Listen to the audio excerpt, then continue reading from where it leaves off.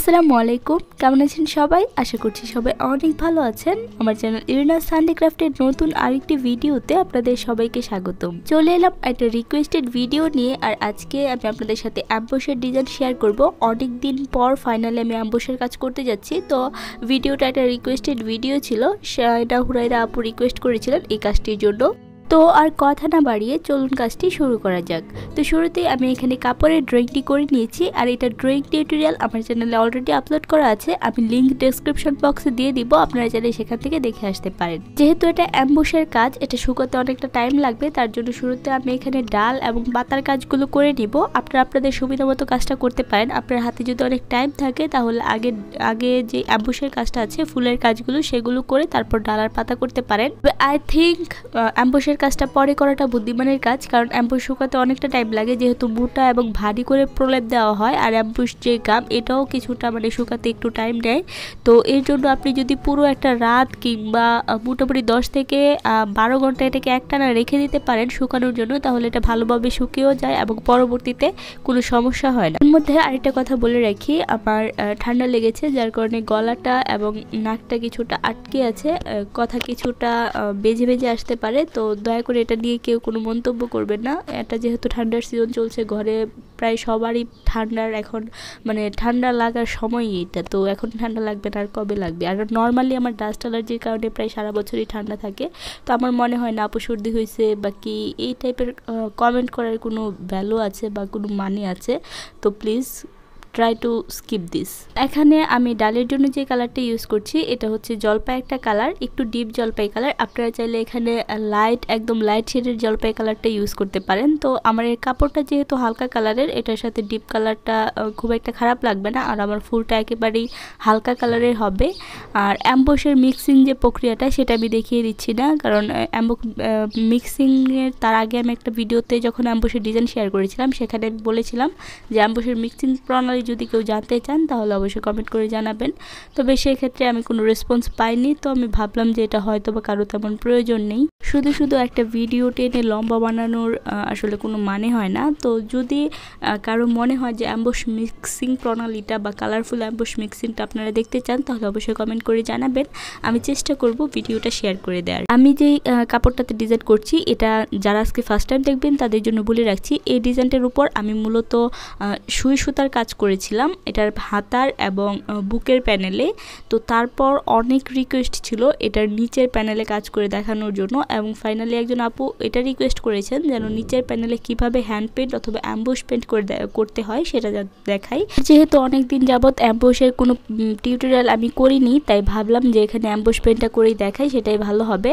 আর ভিডিওর এই পর্যায়ে দেখুন আমার মেন যে কাপড়টা সেখানে আসলে কাজ করতে গিয়ে আমার ক্যামেরা অ্যাঙ্গেলটা যে ব্যাক সাইড হয়ে গিয়েছে এটা আমি খেয়াল করিনি একদমই। তো এডিট করতে গিয়ে আসলে খেয়াল হয়েছে। তো দেখলাম যে পুরো ভিডিওটিতে আসলে ফুলের যে কাজটা এটা তেমন ভালোভাবে বোঝা যায়নি, তার জন্য আমি এখানে আলাদা একটা কাপড়ে আপনাদের পুরো ফুলটি একবার ড্রয়িং করে দেখাচ্ছি। ড্রয়িং বলতে এখানে পেন্ট করে আর কি দেখাচ্ছি। নর্মাল যেভাবে আপনারা পেন্ট করেন সেমভাবে এখানে একবার হালকা করে রং দিয়ে দু একটা আঁচড় টেনে নেবেন। আর তারপর অ্যাম্বুশের যেই কালারটা আছে, অ্যাম্বুশের যে কালারটা এটা দিয়েই আঁচড়টা টেনে নেবেন প্রথমে হালকা করে, যেভাবে নর্মালি হ্যান্ড পেন্ট করা হয় কিংবা কাপড়ে বেস দেওয়ার জন্য যেভাবে বেসটা দেন ঠিক সেইভাবে।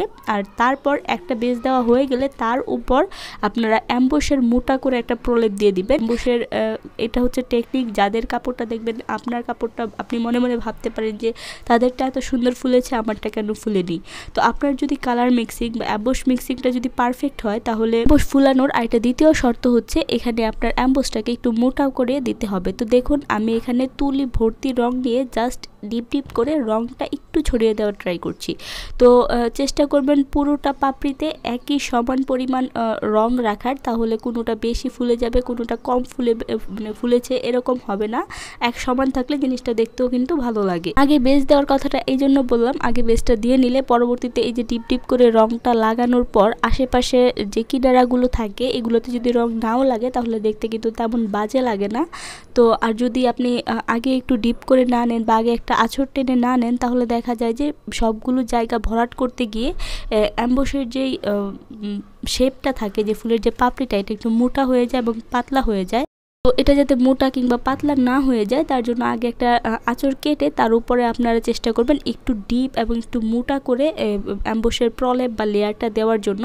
তো সেম ওয়েতে এখন আমি আমার মেইন জামার যে কয়টা ফুল ছিল সব কয়টা করে নিয়েছি। জামার কাজটা তো আমি আসলে আগেই করে ফেলেছিলাম, যেহেতু এখানে আমার এখানে কাজের ক্লিপটা মিস হয়ে গিয়েছিল তার জন্য আমি আলাদা কাপড়ে কালারটা করে আপনাদের দেখিয়ে দিয়েছি। আশা করছি আপনারা বুঝতে পারবেন।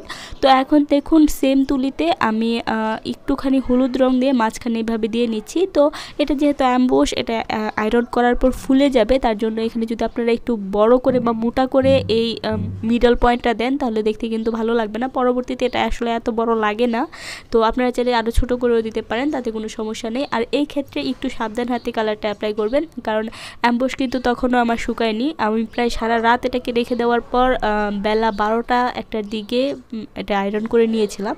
তো এই যে এখন এটাকে আমি এইভাবেই রেখে দিয়েছি শুকানোর জন্য। তো একদম পরদিন এটা দেখুন অলরেডি আমার শুকিয়ে গিয়েছে। আর এটা এখন তারপর একবার ভালোভাবে হাত দিয়ে চেক করে নেবেন যে ভালোভাবে শুকিয়েছে কিনা। যদি ভালোভাবে না শুকায় তাহলে আয়রন করার পর কিন্তু এগুলো উঠে যাবে বা দেখবেন একটু মানে বৃষ্টি হয়ে যাবে, তেমন ভালোভাবে ফুলবেও না। তো আমার কাপড়টা খুব ভালোভাবে ড্রাই হয়ে গিয়েছে। আর আরেকটা বিষয় মাথায় রাখবেন, এটা কিন্তু রোদে রাখা যাবে না, ঠিক আছে? চেষ্টা করবেন রোদে না রাখার, তাহলে কিন্তু ফেটে যাওয়ার একটা প্রবণতা থাকবে। নর্মালি ঘরে যেই মানে আর্দ্র পরিবেশটা সেভাবেই কিন্তু এটা শুকিয়ে যায়, এটাকে আলাদাভাবে রোদে দেওয়ার প্রয়োজন পড়ে না। তো এখন এটাকে আমি উল্টে নিচ্ছি, উল্টে নিয়ে এটাকে এখন আমি আয়রন করে নিব। তবে এখানে একটা বিষয়, যদি আপনি বিছানা বা কোনো কাপড়ের উপর রেখে আয়রন করেন তাহলে ঠিক আছে, বাট নিচে যদি শক্ত কিছু থাকে, ধরেন সরাসরি ফ্লোরের উপর বা টেবিলের উপর, তবে সেই ক্ষেত্রে আয়রন করার আগে অবশ্যই নিচে একটা কাপড় বিছিয়ে দিবেন। আমার যে এখানে যে টেবিল ক্লথটা আছে তার নিচে আমি একটা ছোট্ট কাপড় বিছিয়ে নিয়েছি এবং তার উপর রেখে এখন আমি আয়রনটা করে নিচ্ছি।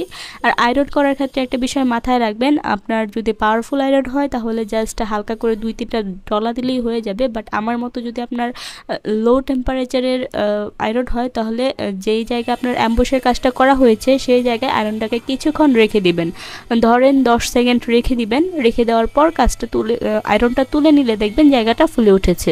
বাই এনি চান্স আপনার অ্যাম্বসটা যদি না ফুলে তাহলে সেখানে আয়রনটা কিছুক্ষণ রেখে দিবেন, এমনভাবে রেখে দিবেন যাতে নিচে কাপড়টা পুড়ে না যায়। আর মিনিমাম আপনার 30 থেকে 32 সেকেন্ড বা 40 সেকেন্ড রেখে দেওয়ার পর আসলে বোঝা যায় যে অ্যাম্বসটা আদৌ ফুলবে কি না। এর মধ্যে যদি ফুলে তাহলে তো ফুললো, আর যদি না ফুলে তাহলে বুঝতে হবে যে আপনার কালার মিক্সিং বা করার প্রক্রিয়া কোনো একটা জায়গায় আসলে ভুল ছিল। তো দেখুন আমার প্রত্যেকটা কাজ কিন্তু সমানভাবে ফুলে উঠেছে। আর আসলে ক্যামেরাতে এই কাজটা এতটা ভালো বোঝা যায় না, সামনে থেকে তো মনে হচ্ছে যে জীবন্ত ফুল এগুলো রেখে দেওয়া হয়েছে জাস্ট কাপড়ের উপরে। তো এই ছিল আমার আজকের ভিডিওটি, আপনাদের একই সাথে ডিজাইনটাও শেয়ার করলাম, আবার অ্যাম্বুশের একটা কাজও আমি শেয়ার করে দিলাম। তো কেমন লাগলো অবশ্যই কিন্তু আমাকে জানাতে ভুলবেন না। যদি ভালো লাগে তাহলে ভিডিওটি বেশি বেশি করে শেয়ার করে দিবেন। আর যারা এখন ভিডিওটির একটা লাইক দেননি তারা চেষ্টা করবেন একটা লাইক দিয়ে দেওয়ার। যারা সাবস্ক্রাইব করেননি চ্যানেলটিকে তারা প্লিজ সাবস্ক্রাইব করে দিবেন। আর আজ এই পর্যন্তই, সবাই ভালো থাকবেন, আমার জন্য দোয়া করবেন, সাবধানে থাকবেন। আল্লাহ হাফেজ।